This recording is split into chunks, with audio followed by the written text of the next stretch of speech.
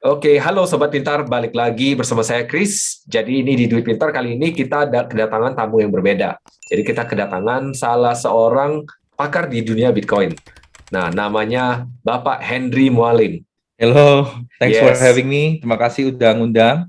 yes, thank you bro. Kita kemarin sempat bahas soal Bitcoin Endgame waktu di Indonesia Bitcoin Conference. Cuman kan dikarenakan waktu ada beberapa hal yang masih gantung nih. Nah, jadi kita hari ini mudah-mudahan bisa selesaikan, bisa kita babat habis informasi-informasinya, dan kalau bisa ada pertanyaan-pertanyaan yang membingungkan, saya coba bantu tanyain dulu nanti ke bro. Oke, oke bro. Oke. Cuman kan gini bro, selama ini kan yang kita kenal dari bro itu kan kita cuman kenal @konsultan BTC di Instagram.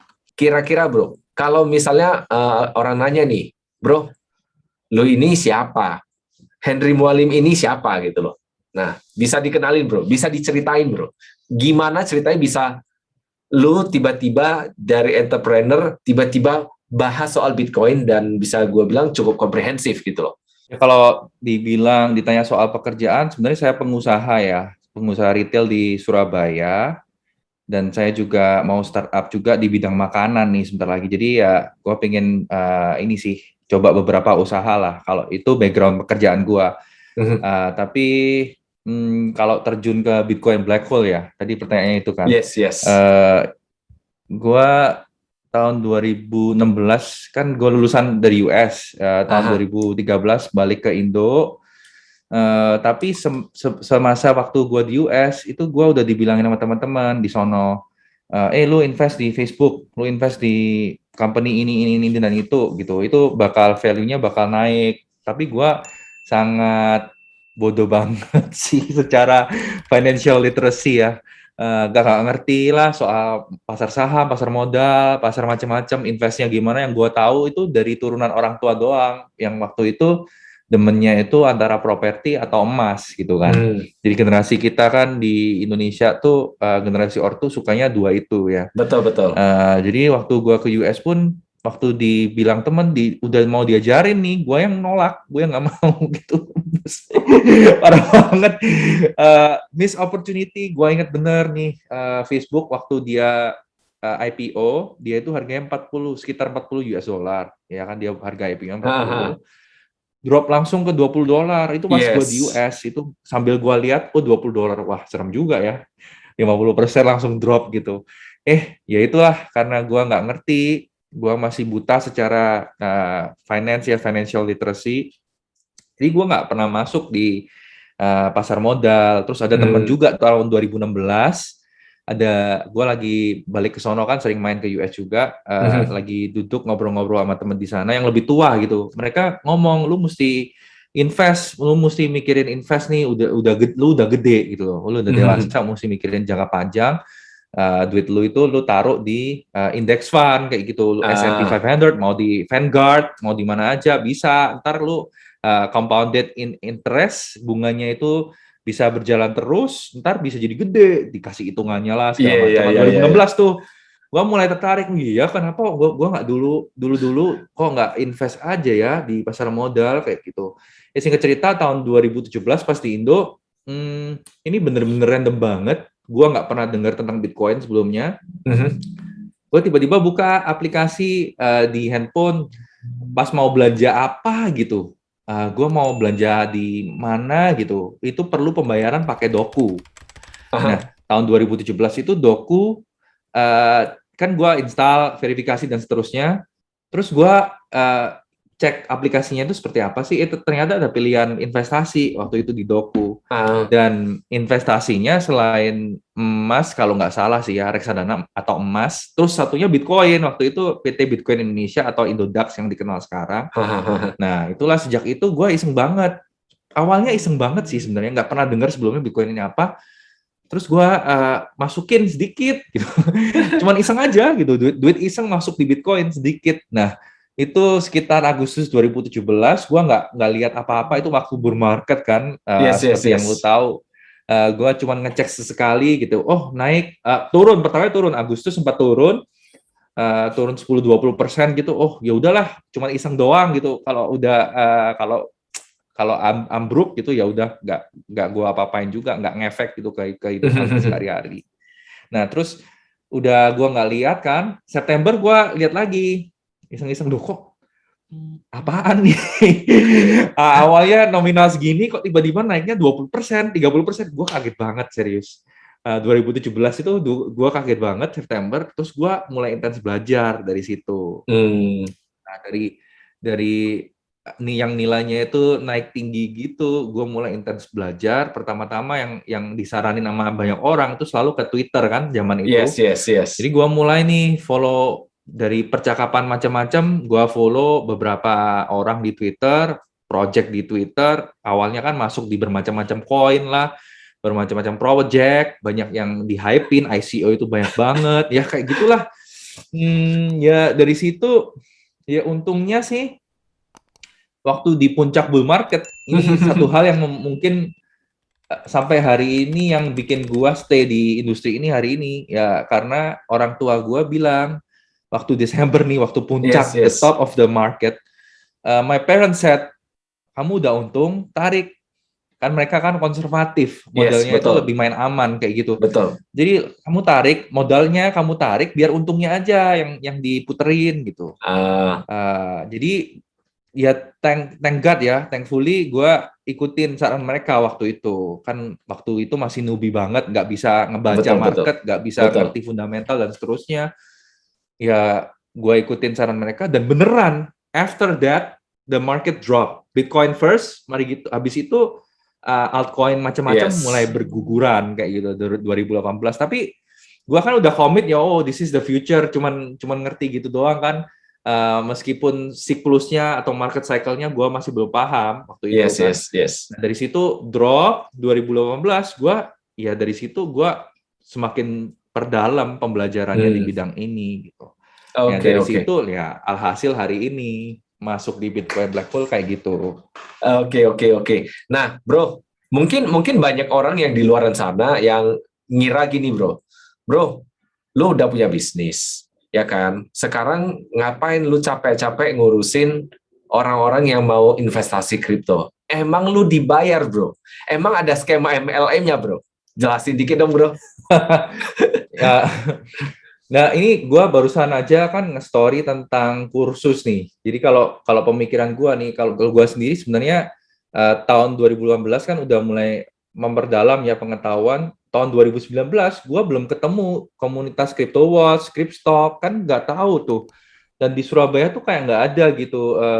Dan ya cari di internet juga kagak ada. Gimana nih cara belajar di bidang ini secara komprehensif ya, secara menyeluruh tuh nggak ada. Makanya 2019 gue beraniin diri untuk bikin kurikulum lah, istilahnya kayak gitu, bikin kelas yang bisa bikin orang itu memulai dengan mantap lah, memulai dengan punya bekal, nggak kayak gue dulu tahun 2017, tapi bener-bener blank, cuman ngikutin apa kata orang lain aja, ngikutin tren, ngikutin yang hype kayak gitu. Nah makanya 2019 gue bikin kelas.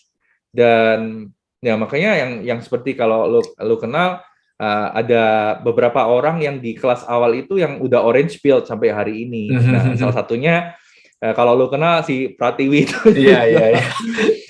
Nah, dari 2019 sebetulnya itu gue sebenarnya iseng aja sih mulainya 2019 itu bisa nggak sih edukasi ini ada nilainya nggak pada waktu itu kan masih sideways ya, masih swing lah. Marketnya itu masih naik ke 13, turun lagi ke 8.000, terus sampai drop ke level 4,5 kayak gitu. Iya.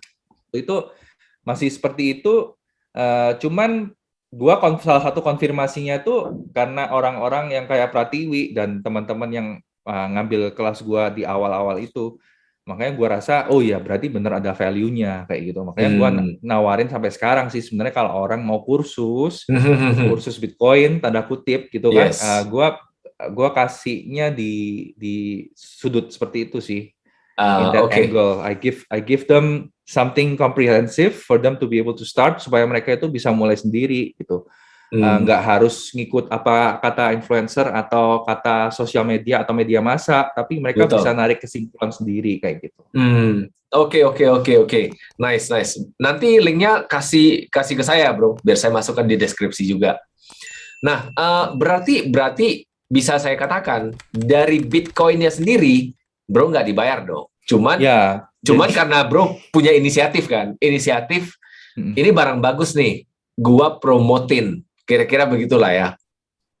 ya, Oke, jadi dari Bitcoin-nya sendiri nggak ada insentif, cuman murni edukasi sih. Dan itu sesuatu yang gua bilang juga ke orang-orang, gua sempat pameran kan. Kalau kita dapat edukasi itu milih-milih juga. Jangan kita dapat edukasinya dari grupnya pedagang kayak gitu kan. Kalau pedagang kan yes, ada konflik of interest. Intinya setuju. mungkin ada kepentingan-kepentingan yang bertentangan gitu. Mending cari di grup-grup yang memang benar-benar nawarin murni edukasi gitu. Betul, betul, betul. Setuju, setuju, setuju. Nah, kira-kira end goal-nya bro untuk misalnya Indonesia ini kira-kira bro pengennya gimana nih dari komunitas yang baik yang udah investasi di aset kripto ataupun yang sama sekali belum. Bro kira-kira pengennya mereka tuh ke arah mana gitu loh. Gue pengennya sih ngelihat komunitas yang udah seperti berjalan di luar negeri sih sebenarnya ya. Di luar negeri kan kalau kita bisa bahasa Inggris, sebenarnya komunitas-komunitas Bitcoin dan kripto itu udah banyak dan yang bagus-bagus itu udah banyak banget.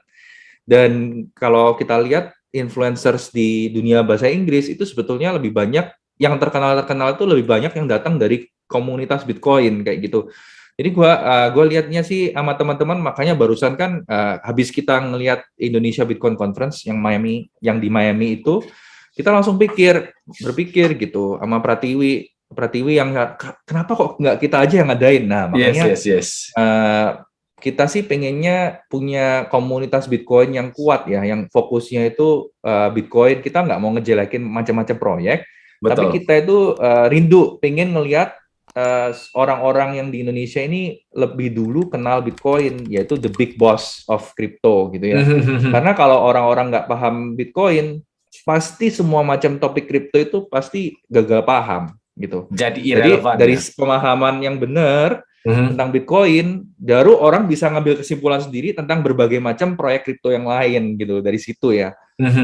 Dan sedangkan menurut gua sih meskipun ada komunitas kita gitu ya di Crypto Watch, di Cryptstock, Yap. di Indonesia Bitcoin Conference, itu masih sangat rendah sih angkanya dibandingkan dengan pelaku usaha di bidang ini ya. Katanya dari Bapepti kan ada berapa 6,5 juta orang gitu kan. Dan sedangkan ya di komunitas kita itu masih it's very low. There's Yes, still yes.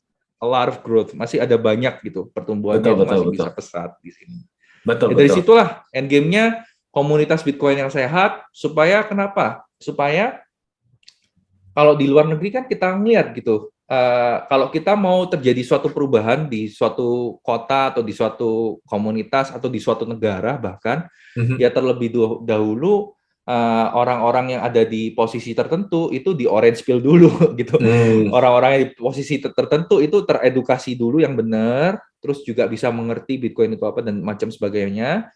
Baru orang-orang tersebut bisa juga menjadi cyber hornet tanda kutip ya, bisa jadi pendukung juga untuk kegerakan Bitcoin kayak gitu. Oke, oke, oke. Lalu kenapa nih? Ini mungkin ada pertanyaan lain nih.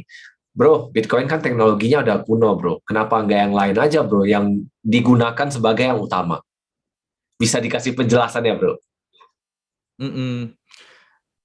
Untuk orang-orang yang baru masuk ya di bidang ini pasti akan dapat umpanan macam-macam yang seperti itu. Oh, Bitcoin ini kuno, Bitcoin ini macam-macam, nggak sebagus koin ini dan itu.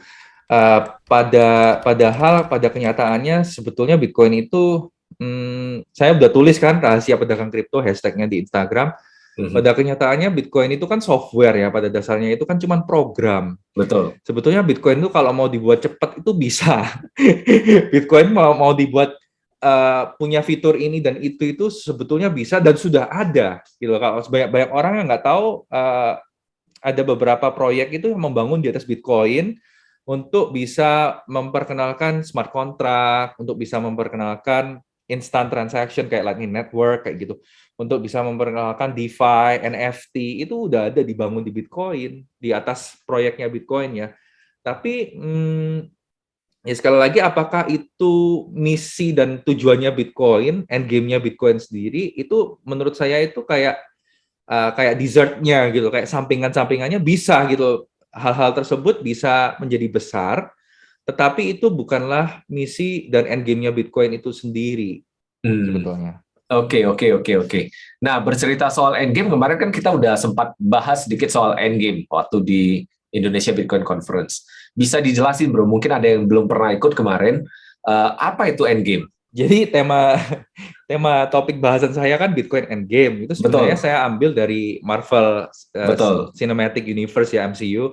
Ya kan, di mana waktu si apa itu si Thanos. Sorcerer Supreme, siapa ya namanya, si Uh, Wizardnya itu siapa namanya, gue lupa. Doctor Strange.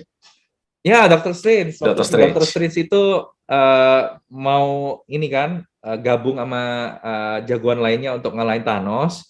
Dia sempat ngitung-ngitung gitu. Kira-kira masa depannya ini ada berapa kemungkinan arahnya itu kemana gitu kan. Dan dia cuma nemuin satu doang di mana mereka itu menang. Nah, Bitcoin Endgame itu seperti itu. Kira-kira skenario apa aja nih yang bisa dijalanin oleh Bitcoin, dan gimana Bitcoin itu bisa menjalani skenario seperti itu. Nah, dari situ gua mikirnya yang sebenarnya yang aman-aman aja, yang gampang dicerna juga.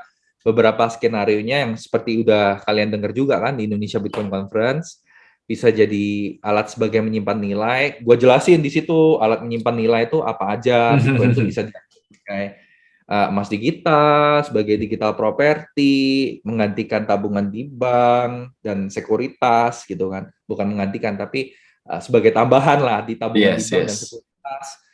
Dan juga bisa juga sebagai jaminan untuk pinjaman.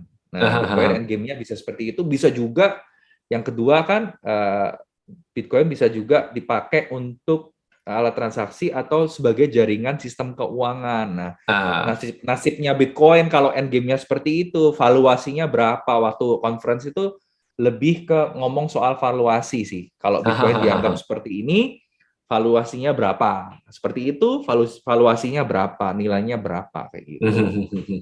Nah, kira-kira nih bro, kan kita bercerita soal endgame ini kan, itu kan istilahnya skenario yang ada di benak bro sendiri kan. Gimana kalau misalnya orang-orang mereka punya endgame-nya sendiri? Apakah itu possible, bro?